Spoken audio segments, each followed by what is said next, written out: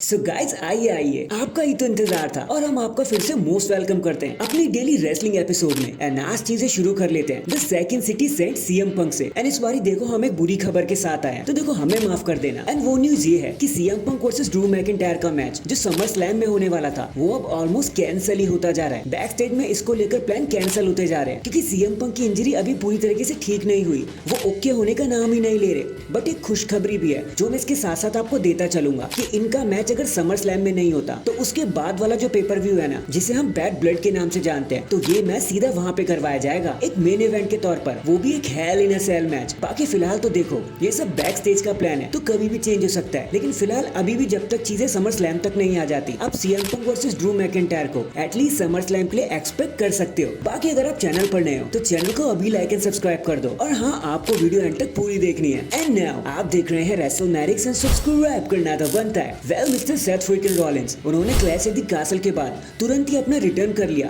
बिना किसी को बताए हुए। एंड उनका रिटर्न ऐसे हुआ ना कि कोई एक्सपेक्ट ही नहीं कर रहा था, एकदम से रॉ पर टपक गए। तो आपको क्या लगा वो एकदम लास्ट मोमेंट पर डिसाइड हुआ? ऑफ कोर्स नॉट, डब्ल्यूडब्ल्यूई उसके लिए बहुत पहले से ही प्लान किए जा रही थी। एंड इसी पर बयान देते हुए सेथ ने खुद ही बता दिया कि देखो मेरा आना पहले से ही प्लान हो गया था, but after WrestleMania Monday night raw काफी ज्यादा स्टैक चल रहा था, हॉट चल रहा था। आपके पास डेमियन प्रीस्ट थे, गंथर थे, ड्रू मैकिंटायर थे, सीएम पंक थे और भी बहुत सारे स्टार थे, और बस एक मौका चाहिए था कि मैं कैसे भी करके इस चीजों में स्लाइड कर लूं, फिक्स हो जाऊं। और फिर जब clash at the castle and हुआ तो डेमियन प्रीस्ट को एक नया चैलेंजर चाहिए था, और बस वही मेरी ओपनिंग और मेरा मौका बन गया, जहां मैंने मन बना लिया कि मुझे तो अब रिटर्न करना ही है। और डब्ल्यूडब्ल्यूई को ये एकदम परफेक्ट लगा, जिसके बाद रेस्ट इज हिस्ट्री। एंड इतना कहकर सेथ रॉलिंस शांत हो गए। देखो जो भी हुआ जैसे भी हुआ, हमें पता लगा या नहीं लगा, सेथ को आते हुए देखने में बड़ा मजा आया, और स्पेशली उनकी एंट्रेंस देखने में। तो हैशटैग देर आए दुरुस्त आए। नेक्स्ट अब देखो, जब से जॉन सीना ने अपनी रिटायरमेंट क्या घोषित कर दी है, तब से हर कोई बंदा उनसे लड़ने की चाहत में है। कभी एज का नाम सामने आता है, कभी द मिज सामने आ जाते हैं, कभी डॉल्फ जिगलर, तो कभी रेंडी ऑर्टन का नाम सामने आ जाता है। और ऐसा तो होगा ही ना,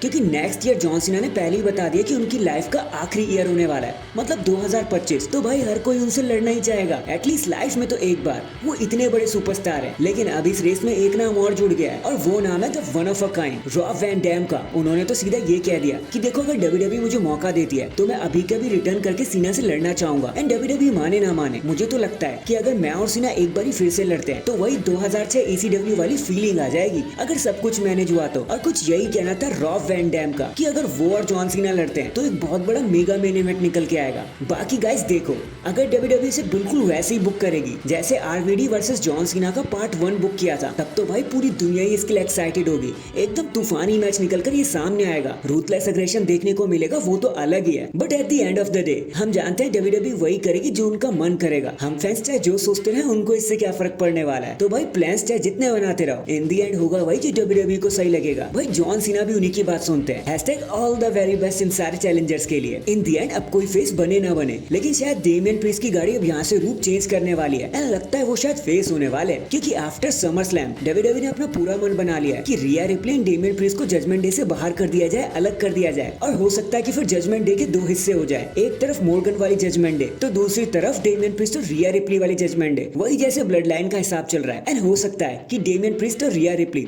अब फेस स्टार के तौर पर एक्ट करने लगे। एंड डब्ल्यूडब्ल्यूई ने इसके लिए धीरे धीरे बीज बोना शुरू भी कर दिया है। अब रिया रिप्ली एंड डेमियन प्रीस्ट एक साथ होंगे या फिर अलग अलग ऑपरेट करेंगे, देखो ये तो अभी कंफर्म नहीं है, फ्यूचर में देखा जाएगा। लेकिन हाँ, इतनी हम आपको गारंटी दे देते हैं कि आने वाले कुछ समय में ये दोनों ही जजमेंट डे के स्टार्स आपको फेस बनते हुए नजर आ जाएंगे। So that is it guys, अभी के लिए तो बस इतना ही। आप मुझे बताना जॉन सीना का असली फाइनल अपोनेंट कौन होना चाहिए आपके हिसाब से, कमेंट करके जरूर बताना। एंड चैनल पर नया है तो चैनल को जल्दी से लाइक एंड सब्सक्राइब कर दो। बाकी मैं मिलता हूँ आपसे किसी और अपडेट के साथ, तब तक के लिए अपना ख्याल रखें और खुश रहें।